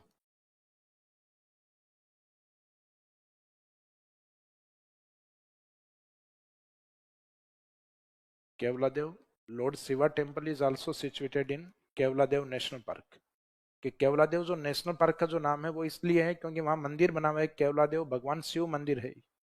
और अपने करौली के अंदर जो मंदिर है वो देवी का मंदिर, पार्वती के रूप में पूजा जाता है ना, माता पार्वती के रूप में केला देवी। तो जो केला देवी है तो वो केला देवी हैं और ये केवला देव हैं। तो ये भगवान शिव के रूप में है और वो केला देवी वो करौली के अंदर, और उसी नाम से केला देवी के नाम से सेंचुरी है वहाँ। तो कई बार पूछते हैं कि राजस्थान में केला देवी अभ्यारण्य कहाँ है, हम आंसर करके आते हैं भरतपुर। और फिर घर पे आके पता चलता है कि देवी पूछा था, देव नहीं पूछा था, और हम देव को बैठा के आ गए कहाँ पर, भरतपुर। तो ये थोड़ा सा ध्यान देना क्योंकि नाम में बहुत ज्यादा फर्क नहीं दिखाई देता इनमें। हालांकि वो अभ्यारण्य है, वो नेशनल पार्क में काउंट नहीं होता, ये नेशनल पार्क में काउंट होता है। तो इसमें 4-5 पॉइंट, 4-5 विशेषताएं। एक तो इसको पैराडाइज ऑफ बर्ड्स या हेवन ऑफ बर्ड्स के रूप में मुख्यतः कौन से पक्षी यहाँ प्रसिद्ध हैं, साइबेरियन सारस, जो कि विंटर सीजन में आता है। 1981 में इसको जैसे नेशनल पार्क बना उसी साल ये रामसर साइट फिर यूनेस्को की नेचुरल हेरिटेज साइट है उसमें इसको दर्जा मिला हुआ 1985। फिर डॉक्टर सलीम अली है, उनकी कर्मस्थली या उनका वर्क पैलेस रहा हुआ है। और मुख्यतः यहाँ पे केवला देव ये कल्चरल इंपोर्टेंस है, सांस्कृतिक महत्व है। केवला देव भगवान शिव टेम्पल यहाँ बना हुआ है। तो Keoladeo lord Shiva temple is also situated here. फिर इसके बाद में नेक्स्ट पॉइंट आता है अपने मुकुंद्रा, मुकुंद्रा नेशनल पार्क। तो मुकुंद्रा नेशनल पार्क में डिस्ट्रिक्ट आपको ध्यान है कोटा और चित्तौड़गढ़। लास्ट वाला 1981 में है तो लास्ट में 2 आना चाहिए, तो 2012, क्योंकि ये वाला जो नेशनल पार्क का हिस्सा है इसका पार्ट और कुछ थोड़ा बहुत और पार्ट भी था। 4 जिले थे, उन चारों को फिर मुकुंदरा टाइगर प्रोजेक्ट बनाया गया। तो ये टाइगर प्रोजेक्ट के रूप में 13 में शामिल होता है, नेशनल पार्क पहले बनता है।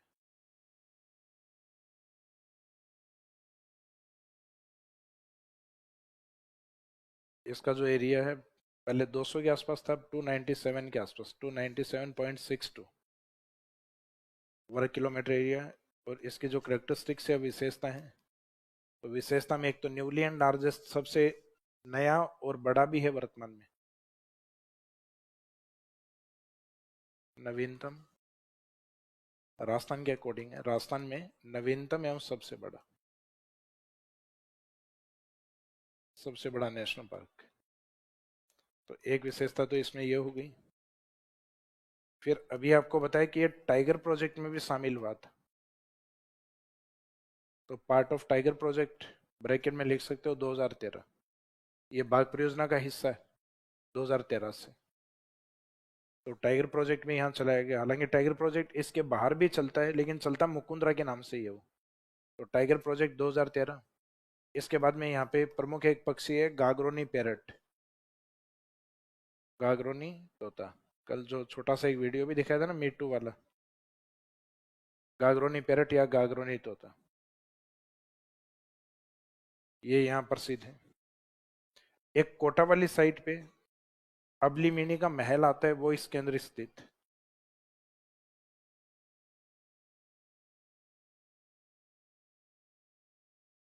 अबली मिनी पहले जो पैलेस या महल है, कोटा महारावल है उनके पासवान या जो दासियां हुआ करती थी ना उनमें से एक है। तो अबली मिनी महल, ये कोटा में उन अबली मिनी के नाम से एक महल बनवाया था जिसको हम वैसे कहते हैं हाड़ोती का ताजमहल। तो ये हाड़ौती का ताजमहल ये इसमें कोटा वाली साइट पे आता है। तो ये इसमें 3-4 पॉइंट इंपॉर्टेंट है, जैसे कि एक तो ये लगभग ध्यान रहता है कि क्योंकि ईयर हम सीक्वेंस में 3 ही लिखेंगे, एक 80, एक 81 और एक 2012। तो ये 3 नेशनल पार्क तो ये समझ में आ जाएगा कि ये नवीनतम ये वाला है और 1980 वाला ये पहले वाला है। फिर दूसरा है टाइगर प्रोजेक्ट, क्योंकि बाघ परियोजना जब हम 5 पढ़ेंगे तो इसमें इसका नाम रिपीट होगा वापस, तो ये वापस रिपीट भी होगा आगे। गागरोनी पेरेट हम कल भी पढ़ चुके हैं। कोटा और जो झालावाड़ वाले एरिया में है ये अधिक पाए जाते हैं, तो कोटा के अंदर ये है नेशनल पार्क वाला हिस्सा, और अबली मेणी पैलेस इसमें स्थित। तो इन 3-4 पॉइंट्स को याद रखिएगा इसमें, ये ज्यादा इंपॉर्टेंट। बाघ परियोजना की डेट लिखी हुई है क्या इसमें? यहाँ नहीं है तो आगे लिखी हुई है। बाघ परियोजना जो आगे 5 परियोजना है, 500 की अलग अलग डेट लिखी हुई है अपनी। तो इसका मीनिंग ये हुआ कि नेशनल पार्क के ऊपर अगर 100 वर्ड्स में है तो आप इजीली 5-6 लाइनें तीनों के बारे में लिख के आ सकते हो। तो नेशनल पार्क जहां से हेडिंग डला हुआ है वहां आप लिख दो आगे ब्रैकेट में 100 वर्ड्स।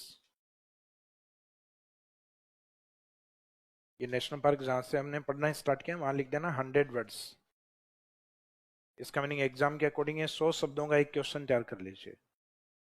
अगर उसमें अलग अलग पूछे जाते हैं, रणथंभौर, केवला देव या मुकुंदरा, तब वो 50-50 वाले फॉर्मेट में आ सकते हैं, या तो 50 शब्दों में या 15 शब्दों में। 15 में आ गए तब तो समस्या ही नहीं है आपको। 3 फैक्ट तो आपको जिले का, कब स्थापित हुआ और उसका एरिया कितना, 3 फैक्ट तो वही हो गए। बाकी 1 फैक्ट में जीवों के बारे में या कुछ अन्य विशेषताएं वनस्पति उनके बारे में लिख के आ जाइए।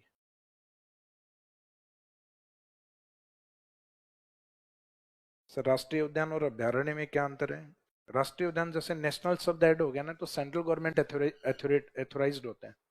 सेंचुरी है वो स्टेट गवर्नमेंट भी बना सकती है। नेशनल पार्क तब बनाया जाता है जब वाइल्ड लाइफ अधिक होता है, वन्य जीव या बायोडाइवर्सिटी ज्यादा होती है। जैसे किसी स्थान पे बिल्कुल भी बायोडाइवर्सिटी नहीं है तो वो तो सेंचुरी नहीं बन पाएगा। कंजर्वेशन रिजर्व एरिया जरूर बन सकता है वो, अगर वहाँ वाइल्ड लाइफ धीरे धीरे बढ़ रहा है तो इसका मीनिंग नेशनल पार्क में बायोडाइवर्सिटी ज्यादा होती है जबकि सेंचुरीज में बायोडाइवर्सिटी। तो एक तो हो गया इनको घोषणा करने वाली जो एजेंसी है, नेशनल पार्क सेंट्रल गवर्नमेंट और सेंचुरी है वो स्टेट गवर्नमेंट। और नेशनल पार्क है उसके अंदर वाइल्ड लाइफ या बायोडाइवर्सिटी ज्यादा होती है जबकि सेंचुरीज में कम होती है। उसके बाद में नेशनल पार्क है उसमें किसी भी प्रकार की इकोनॉमिक एक्टिविटीज अलाउ नहीं होती। जैसे नेशनल पार्क है उसके अंदर आप किसी भी प्रकार की ऐसी एक्टिविटीज जो आपको आर्थिक लाभ देती हो, सिवाय टिकट काउंटर तो रखा जाता है उसमें, लेकिन फॉरेस्ट का जो यूज है प्लांट्स का या जीवों का यूज नहीं किया जा सकता, या उस फॉरेस्ट एरिया का भी अंदर से यूज नहीं किया जाता एज ए कॉमर्शियल पर्पज से। जबकि सेंचुरीज में लिमिटेड परमिशन मिल सकती। जैसे हमने नाहरगढ़ वाला फोर्ट देखा आपने, जयपुर में नाहरगढ़ किला है, तो नाहरगढ़ किले के पास में आरटीडीसी का ऊपर रेस्टोरेंट बना हुआ है जिसका नाम दिया गया है पड़ाव। पड़ाव रेस्टोरेंट है, आरटीडीसी चलाता है इसको, राजस्थान टूरिज्म डेवलपमेंट कॉरपोरेशन के द्वारा। ये टूरिज्म वाले टॉपिक में आएगा इसका नाम आरटीडीसी का। तो ये आरटीडीसी का जो पड़ाव है वो नाहरगढ़ सेंचुरी में ही आता है, क्योंकि नाहरगढ़ का जो किला है पहाड़ी के ऊपर है और वो पूरा उस नाहरगढ़ सेंचुरी का ही पार्ट। तो इसका मीनिंग है कि वहां पे आप जाइए और रात को लगभग 10-11 बजे तक, जो सामान्य तो गवर्नमेंट ने परमिशन कर रखी है होटल, उस समय तक वो खुला रहता है। और इसका मीनिंग है कि वहां पे ये इकोनॉमिक एक्टिविटी चल रहा है। तो सेंचुरीज में लिमिटेड परमिशन दी जा सकते हैं जहाँ की वन्य जीवों को नुकसान नहीं हो। हाँ, म्यूजिक वगैरह यहाँ अलाउ नहीं है भाई। जैसे बाकी रेस्टोरेंट में हम जाते हैं वहाँ म्यूजिक वगैरह, और अपनी इच्छा होती है तो वो डीजे वगैरह भी बजा लेते हैं अपन 10 बजे तक, लेकिन इसमें यहाँ फॉरेस्ट एरिया है तो इसमें ये चीज़ अलाउ नहीं है। आप बैठ के वहाँ बिल्कुल पहाड़ी के ऊपर लिटिल की व्यवस्था भी है, फिर खाना खाओ और जयपुर को आराम से देखो, क्योंकि आरटीडीसी डिपार्टमेंट का रेस्टोरेंट और बार दोनों बने हुए हैं।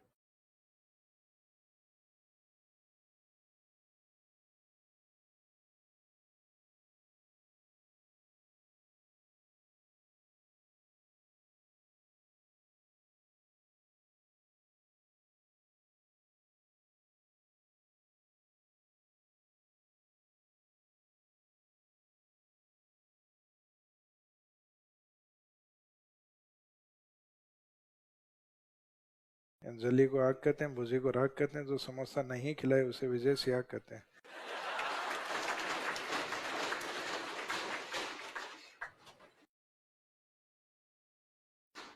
या मॉडिफाई कर दिया है क्या मैंने?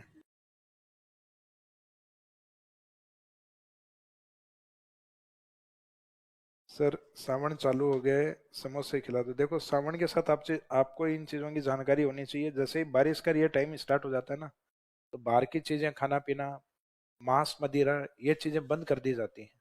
कारण क्योंकि बैक्टीरियाज अधिक होते हैं।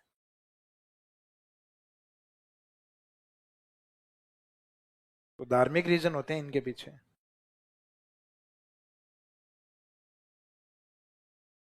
नाश्ते का तो इधर है, दो तो सोडानी की दुकान है और रिद्धि सिद्धि वाली, और इधर पता नहीं है, शायद अजमेर में आई जाएगी कोई। कुत्ते की छतरी कहाँ स्थित है? कुत्ते से जाके पूछो कहाँ है।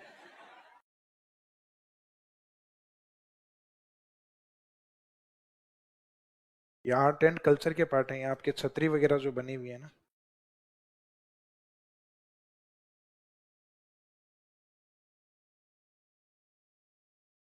सर नवीन सर बता रहे थे कि सर समोसे लेकर आ रहे हैं, लाया हूँ।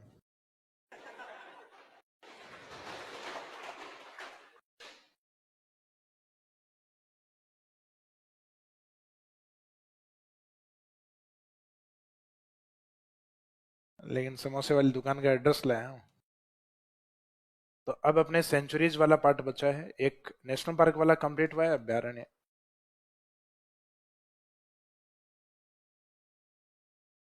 अभ्यारण्य राजस्थान में कितने हैं? करेंगे अभी ब्रेक। आधे घंटे बाद करें ब्रेक? अभी चाहिए 10-15 मिनट तो निकालो भाई, मेरे को तो 1 घंटा ही हुआ है ना अभी। ब्रेक चाहिए आपको, ब्रेक हो जाएगा बीच में, सिर्फ 15 मिनट। और ज्यादा इमरजेंसी है नंबर 1 या 2, जो भी स्थिति में आप जा सकते हो बीच में एक बार। नहीं इमरजेंसी में तो रोकना मत, यहाँ सफाई करनी पड़े बाद में। तो जो 26 हैं, 26 के अंदर मैक्सिमम एरिया वाले कौन से हैं एंड स्मॉलेस्ट कौन से हैं? सबसे बड़े जो हैं और सबसे छोटे हैं वो कौन से हैं? तो सबसे बड़े के अंदर अगर हम देखें तो राजस्थान का सबसे पश्चिम में है बड़े वाला, एरिया भी काफी बड़ा है, नाम है नेशनल डेजर्ट पार्क।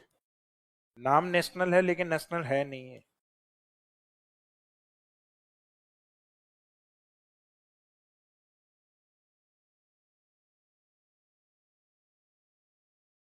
राष्ट्रीय मरु उद्यान। अपने ईस्ट वाला जो है करौली के अंदर बना हुआ है कैला देवी, जो भी बता रहे थे ना कैला देवी के नाम से। ये कैला देवी करौली में, और कुछ आंशिक भाग इसका सवाई माधोपुर में है। हम यहाँ अभ्यारण्य की बात कर रहे हैं ना कि टेम्पल की। कैला देवी मंदिर केवल करौली में ही है, लेकिन सेंचुरी का जो पार्ट है उसमें कुछ सवाई माधोपुर का एरिया भी कवर किया गया। जैसे नेशनल डेजर्ट पार्क है, उसमें मोस्टली एरिया जैसलमेर का है, लेकिन इसमें कुछ आंशिक हिस्सा बाड़मेर का भी कवर। लेकिन इसमें एक पार्क आता है फॉसिल पार्क, जीवाश्म उद्यान। वो जीवाश्म उद्यान किस साइट पे है? जैसलमेर के अंदर आकल नामक स्थान पे है। हमने लिखा था ना आकल वुड फॉसिल पार्क, तो उसमें हमने केवल जैसलमेर इसलिए लिखा था कि वो जो आकल लिखा हुआ था वो आकल जैसलमेर में। तो ऐसे कैला देवी का मुख्य हिस्सा करौली में ही है, लेकिन एग्जामिनर क्या करता है, कई बार करौली ऑप्शन ही नहीं देता कि कैला देवी अभ्यारण्य कहाँ स्थित है, सवाई माधोपुर, टोंक, अजमेर या धौलपुर, या हो सकता है एक डी ऑप्शन दे, उपरोक्त में से कोई नहीं। तो कईयों को लगेगा कैला देवी कहाँ होना चाहिए था, करौली, और करौली ऑप्शन नहीं है तो उपरोक्त में से कोई नहीं। लेकिन वो करौली के अलावा एक जिले में और भी है, तो इसका मैंने आंसर रहेगा सवाई माधोपुर। तो ये अच्छे क्वेश्चन है, लेकिन जब करौली प्रेजेंट हो और सवाई माधोपुर अलग ऑप्शन में हो तो प्रायोरिटी में अपने को करौली को आंसर मानना है। जैसे ये अभी लास्ट टाइम रीट के एग्जाम में दिया गया था, ये वाला नेशनल डेजर्ट पार्क राजस्थान के किस जिले में। हालांकि किस जिले में अधिक विस्तार है ऐसे देना चाहिए क्वेश्चन, किस जिले में, तो किस जिले में, तो बाड़मेर भी ठीक ही है, तो बाड़मेर में भी तो है ना, तो ये भी ठीक है। लेकिन उनका क्वेश्चन तो यही था किस जिले में है, और आंसर उन्होंने किसको माना, जबकि ऑप्शन में दोनों ही थे, अलग अलग ऑप्शन में। एक ऑप्शन ए में था और एक कहीं ऑप्शन अलग ऑप्शन में रखा हुआ था। तो मीनिंग है कि मेरे हिसाब से दोनों ठीक होने चाहिए। क्वेश्चन को थोड़ा सा मॉडिफाई करना चाहिए। लेकिन अगर दोनों ऑप्शन अलग अलग रखे हुए तो प्रायोरिटी में मैक्सिमम एरिया को टारगेट करना है, जैसलमेर को ठीक करना है। तो लगभग अपोजिट है, ये ईस्ट की तरफ है करौली की तरफ, और ये जैसलमेर बाड़मेर की तरफ। इन्हीं के ट्रायंगल बनाते हुए नीचे की ओर राजसमंद के आसपास, कल अपन भेड़ियों की बात कर रहे थे, कुंभलगढ़ गया, राजसमंद के भेड़िए। तो यहाँ कुंभलगढ़ जो सेंचुरी है वो राजस्थान की तीसरी बड़ी सेंचुरी आती है। राष्ट्रीय मृग उद्यान नंबर फर्स्ट का है एरिया वाइज, नंबर सेकंड में कैला देवी है, और नंबर थर्ड में कुंभलगढ़। कुंभलगढ़ का मेन एरिया तो किस जिले में है? राजसमंद में। बाकी इसका आंशिक हिस्सा उदयपुर और पाली में भी कवर किया जाता है। तो ये राजस्थान के कितने जिले कवर होते हैं इसमें? 3। तो जो तीनों अपने बड़े हैं उन तीनों में कोई भी ऐसा नहीं है कि एक जिले में हो। राष्ट्रीय मृग उद्यान जैसलमेर के अलावा बाड़मेर, कैला देवी करौली के अलावा सवाई माधोपुर, कुंभलगढ़ राजसमंद के अलावा, क्योंकि कुंभलगढ़ राजसमंद तो याद रहेगा क्योंकि फोर्ट में भी आता है, पहाड़ियों में भी आ चुका है। तो राजसमंद तो है, लेकिन साथ में उसमें उदयपुर एंड पाली भी शामिल। तो ये 3 लार्जेस्ट हो गए अपने। और अब 3 स्मॉलेस्ट की बात की जाए तो सरिस्का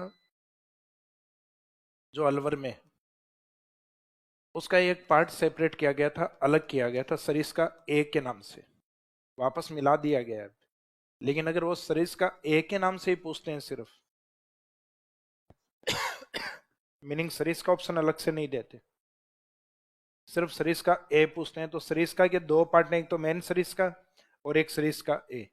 ये मात्र 3 वर्ग किलोमीटर। अगर ये अलग से दिया गया तो स्मॉलेस्ट इसी को ही मानना है, बाकी इसको अलग से कोई अभ्यारण्य का दर्जा नहीं है। अब वापस इसको सरिस्का में मिला दिया है। तो इसका मीनिंग है मेन सरिस्का या Sariska plus Sariska A equal to main Sariska, यानी जो टोटल मुख्य सरिस्का जो है वो अब 2 से बना हुआ है, सरिस्का प्लस सरिस्का ए। बीच में ये अलग लिखा हुआ था, कुछ बुक्स में आज भी आपको मिल जाएगा 27 अभ्यारण्य, लेकिन बाद में इनको लगा कि यहाँ के लिए छोटा सा एरिया और सरिस्का ये टच में मात्र 3 वर्ग किलोमीटर, तो यहाँ के लिए अलग से फॉरेस्ट रेंजर घोषित करना होता है, अलग से फॉरेस्ट गार्ड घोषित करने होते हैं। तो मैनेजमेंट जिस एरिया में सिर्फ एक गार्ड को छोड़ने से काम चल रहा था, वहां पूरी अब एक टीम रखनी पड़ेगी, यानी सब नियुक्त करने पड़ेंगे वहां पे। तो गवर्नमेंट को लगा कि अनावश्यक भार बढ़ रहा है, तो वापस सरिस्का में मिला दिया गया। तो बीच में अलग बना था, लेकिन बाद में वापस सरिस्का का ही पार्ट। तो अगर ये ऑप्शन आता है अलग से ए के नाम से, तो स्मॉलेस्ट यही है। फिर इसके बाद में सेकंड स्मॉलेस्ट हम मानेंगे सजनगढ़, जो मैंने पर्वत चोटी भी बताई थी तारागढ़ के आसपास हाइट में।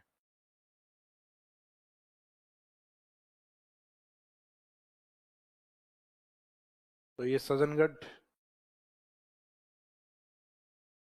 ये उदयपुर। सजनगढ़ बायोलॉजिकल पार्क बताया था ना आपको, वही एरिया है सजनगढ़, ये पहाड़ियों के आसपास का। और फिर स्मॉलेस्ट में नंबर 3 पे आता है ताल छापर। ताल छापर कहाँ, ये आपको ध्यान है, ये हम पहले भी पढ़ चुके हैं, रण में पढ़ चुके हैं, झील में पढ़ चुके हैं, अभ्यारण्य में आया, तीसरी बार रिपीट हो रहा है ताल छापर। तो इसका मीनिंग स्मॉलेस्ट ये सरिस्का ए के नाम से, सजनगढ़ और फिर ताल छापर, यानी SST के नाम से याद रखना। ये सरिस्का ए, सजनगढ़ और ताल छापर, और एरिया इनमें 2-2 वर्ग किलोमीटर बढ़ाते ना। ये 3 वर्ग किलोमीटर है, 2 बढ़ा के 5 और 5 से 2 बढ़ा के 7। तो ये 3, 2, 5 और 5, 2, 7। तो 3, 5 और 7। जैसे राष्ट्रीय मृग उद्यान कितना था? 3162। जो नेशनल डेजर्ट पार्क है वो 3162। सरिस्का को बताने के लिए इसका पहला डिजिट ही काफी है, सरिस्का ए को बताने के लिए। सरिस्का ए का एरिया मात्र कितना है?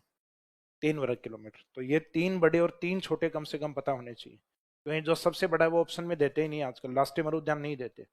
तो राजस्थान का सबसे बड़ा राष्ट्रीय उद्यान कौन सा है? मुकुंदरा।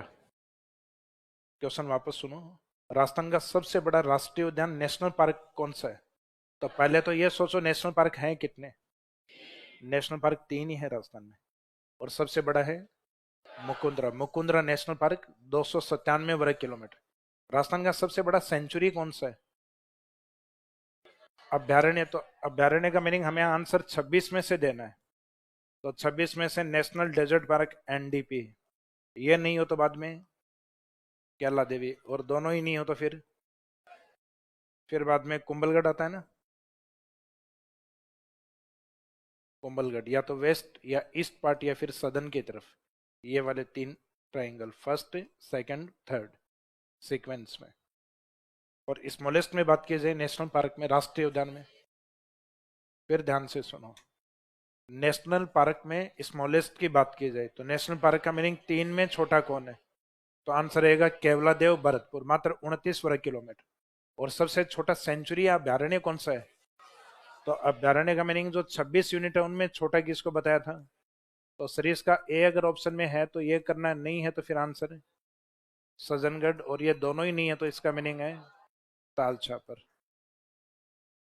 चलो ब्रेक कर लेते हैं आप लोगों का,